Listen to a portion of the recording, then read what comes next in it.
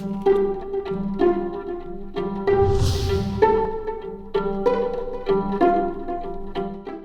was compelled by a dream to make DLSU a center of intellectual dissemination, a unit that is recognized by the international community of the international academic community, I mean.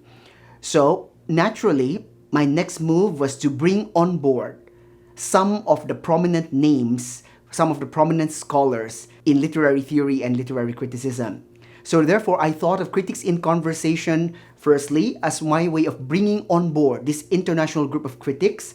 The second reason is pedagogical, to make sure that in the course of this publication, I will be able to enhance the literacy of critical theory, which is my field of specialization. I can do many things. I can do reader, I can do book of interviews, and I did them.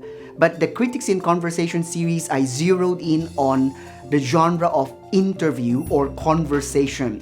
I want to ask on behalf of my many readers, I have specifically in mind those Filipino readers, I want to ask on behalf of them questions to these leading minds in critical theory so that they will be able to tell us, so they will be able to share with us, they will be able to afford us an education on the latest trends in contemporary critical theory.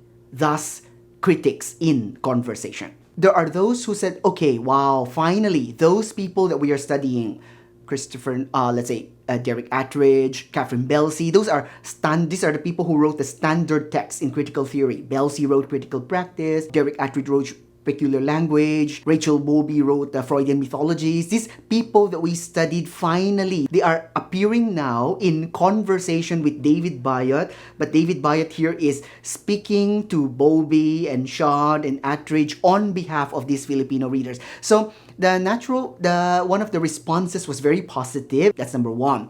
Second, of course, among the publishers, I would hear people say, what's really a Philippine publishing house? What's really the business of DLSU PH with foreign authors? So they are not Philippine, they are not Southeast Asian, they are not even Asian. So you can actually incorporate people from Latin America. At least they are like us, third world. But these people are whites. I mean, some of them are really white, male, and the kind of things that in this age of political correctness, you're not supposed to pick them because you're supposed to pick those who are not white, not male, maybe not heterosexual, those kind of things. But I feel that these people's ideas, they have something to contribute to Philippine studies.